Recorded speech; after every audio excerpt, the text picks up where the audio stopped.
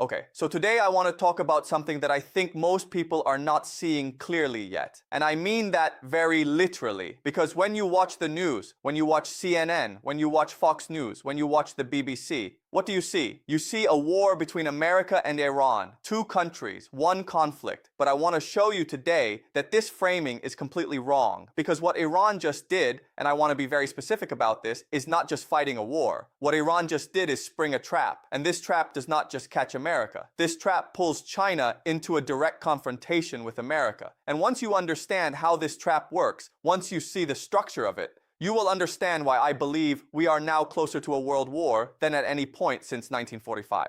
Okay, so let's begin. And as always, I want to start with a thought experiment, because I think thought experiments are the best way to understand complicated things. Okay? So imagine you are playing chess, okay? And your opponent is much stronger than you. He has more pieces, he has more experience, he has more resources. If you play a normal game of chess, if you try to fight him piece by piece, you will lose. There is no question about that. So what do?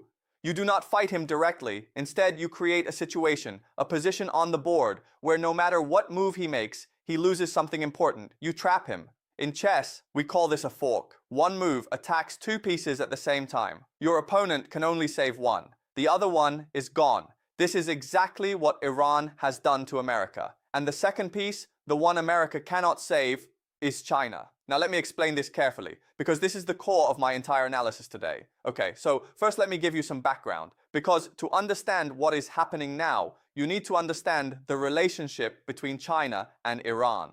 And this relationship is much deeper than most people realize. In 2021, China and Iran signed a 25-year cooperation agreement, okay? This is a very important agreement. Under this agreement, China committed to investing $400 billion into Iran's infrastructure, roads, railways, ports, energy facilities. In exchange, Iran agreed to supply China with heavily discounted oil for 25 years. Okay? So China gets cheap oil. Iran gets investment and economic survival. It is a deal that benefits both sides enormously. Now here is the key number I want you to remember. China currently imports approximately 5.4 million barrels of oil per day through the Strait of Hormuz. Let me say that again. 5.4 million barrels per day through the Strait of Hormuz, which Iran now effectively controls. Think about what this means. China's entire industrial economy, its factories, its supply chains, its manufacturing base, which produces goods for the entire world, runs on oil.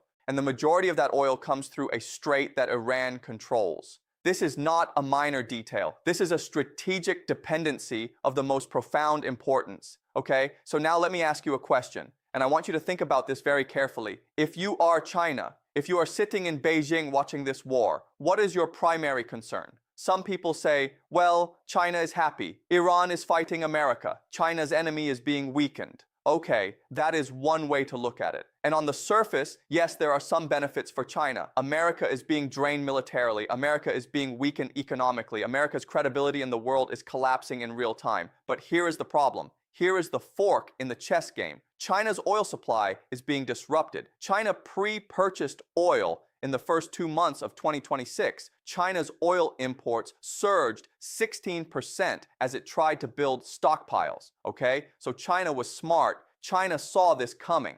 But no stockpile lasts forever, and every single day that the Strait of Hormuz remains partially closed, China's economic pressure increases. Oil prices are rising, and for every 25% increase in oil prices, China's economy shrinks by approximately 0.5% of GDP, okay? That does not sound like much, but for an economy already facing pressure, already dealing with domestic challenges, this matters a great deal. So China is being hurt. Not as much as America, not as much as Europe, but China is being hurt. And here is where the trap closes, because China now faces a choice, and either option of this choice pulls China deeper into this conflict. Option 1, China does nothing. China watches Iran fight America alone. But if Iran is defeated, if America destroys the Iranian government and installs a friendly regime, then what? Then China loses its most important oil partner. It loses its $400 billion investment. It loses the 25-year agreement. It loses discounted oil. It loses the Belt and Road Corridor through Iran. Everything China has built in the Middle East over the last decade, gone. If Iran falls, China's entire Middle East strategy collapses. Option 2, China helps Iran. China provides weapons, China provides technology, China provides economic support to keep Iran fighting, and we are already seeing signs of this. Chinese companies have been providing missile components to Iran. Chinese satellite technology has been used to target American forces. Chinese radar systems, navigation technology, dual-use equipment, all flowing to Iran. The Americans have already accused China of providing chip-making tools to Iran's military. They seized an Iranian ship carrying Chinese dual-use equipment. So here is the fork. If China does nothing, it loses Iran and everything that comes with it. If China helps Iran, it risks direct confrontation with America. Either way, either path, China is being pulled deeper into this conflict. This is the trap Iran set, and America, by attacking Iran, triggered it. Now let me go even deeper, because I want to explain why this trap is so dangerous. And to do that, I want to go back to a concept I have discussed many times before. The concept of escalation dominance versus escalation control, okay? So escalation dominance is the American approach. It means I have so much firepower, so much military strength that I can always escalate higher than you. If you hit me, I hit you harder. If you hit me harder, I hit you even harder. The idea is that at some point, the other side looks up the escalation ladder, sees how high I can go, and decides to stop. That is escalation dominance. Escalation control is the Iranian and the Chinese approach. It means I do not need to match you at every level. Instead, I control when and how escalation happens. I choose my moments. I choose my responses. I keep you guessing. I keep you off balance. And crucially, I make sure that every escalation by you costs you more than it costs me. Now here is the critical question. In a conflict between China and America, which approach wins? And the answer is very clear when you understand the geography. If America and China go to war, where does that war happen? It happens in the Pacific, in China's neighborhood. China has the home advantage. China does not need to project power across 10,000 miles of ocean. China is already there. And this is something the American military fully understands and is terrified by. The Americans spent enormous resources studying the Iran war, watching how their weapons perform against Iranian drones and missiles. They are learning. But here's what is very interesting. China is also watching. China has been studying every American weapon system, every American tactic, every American vulnerability, up close, in real time, in a live combat environment. The Americans are fighting against weapons that China helped design. So China now knows exactly how American systems perform. And America still does not fully know what China has. Okay, now I want to bring in a concept that I think is very important to understand. And this is the concept of what I call the strategic vacuum. Here is the situation. During the Cold War, America was very careful about where it fought wars. Why? Because if America attacked a country that was closely allied with the Soviet Union, the Soviets would respond. So America always had to ask, before every military action, what will the Soviets do? This kept America somewhat disciplined, somewhat rational, but the Soviet Union collapsed.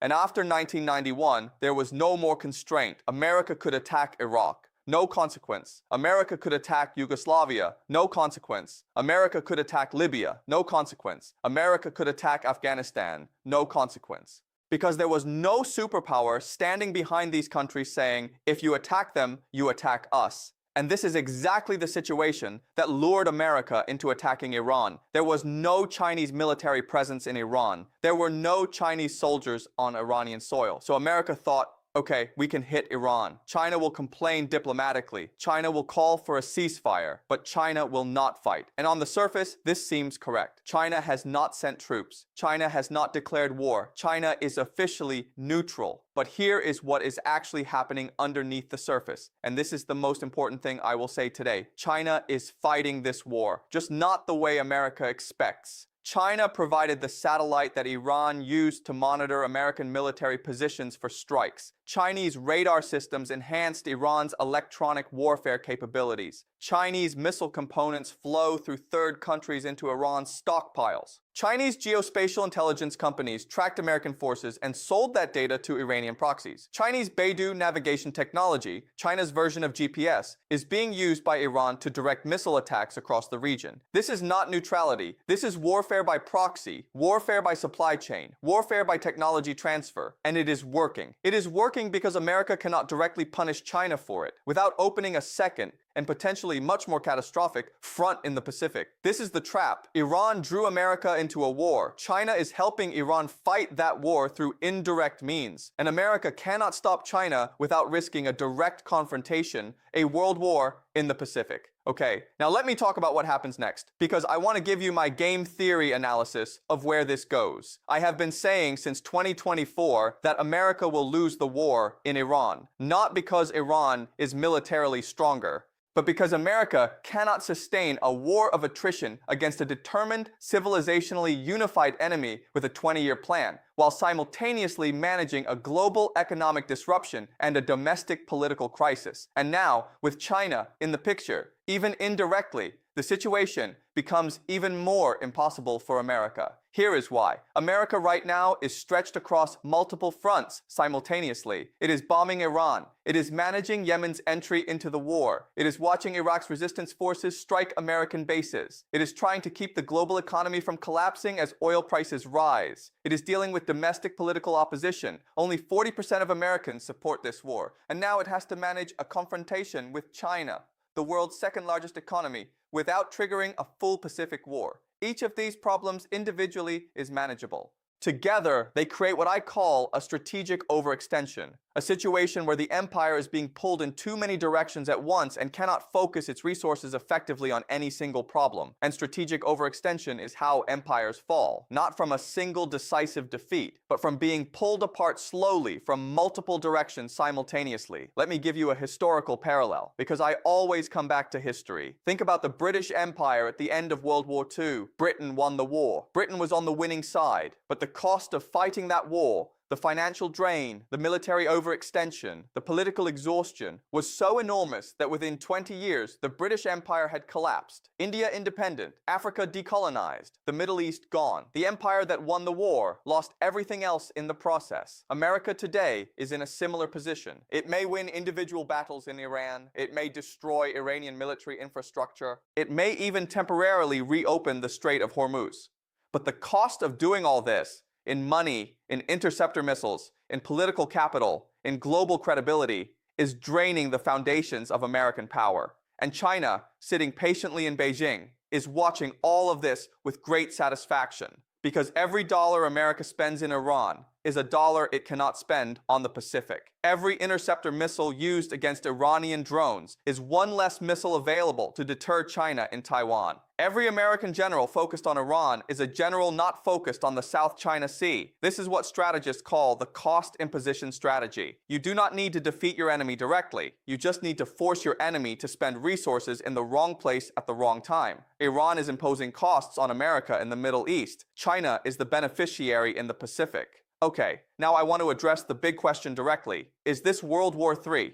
And I want to be very careful about this because I do not want to be sensational. I do not want to just say scary things to get views, okay? I want to think about this seriously. So let me define what I mean by World War III, because I do not mean, necessarily, a war where China and America directly exchange missiles or soldiers. That may or may not happen. What I mean by World War III is a structural confrontation between the two great powers, America and China, that reshapes the entire global order. A confrontation that draws in multiple countries, multiple theaters, multiple economic systems. A confrontation that, when it is over, leaves the world fundamentally different from how it was before. By this definition, yes, I believe we are in the early stages of World War III right now. Here is my reasoning. The war in Iran is not really about Iran. Iran is the battlefield. The real conflict is between two visions of how the world should be organized. On one side, the American vision, dollar dominance, Western financial institutions, American military bases controlling the choke points of global trade, petrodollar recycling keeping the American economy afloat. On the other side, the Chinese vision, a multipolar world, the Belt and Road, the North-South trade corridors, the yuan replacing the dollar for oil transactions, Chinese infrastructure connecting Eurasia to Africa to the Indian Ocean. These two visions cannot coexist. One must win, and the Iran War is the first major direct collision between these two visions. And here's what makes it World War III specifically. Because of the positions of the other major powers. Russia is effectively on Iran's side. Russia provides energy. Russia provides diplomatic cover in the UN Security Council. where it has vetoed resolutions against Iran alongside China. Russia benefits every day that America is distracted in the Middle East and not focused on Ukraine or Eastern Europe.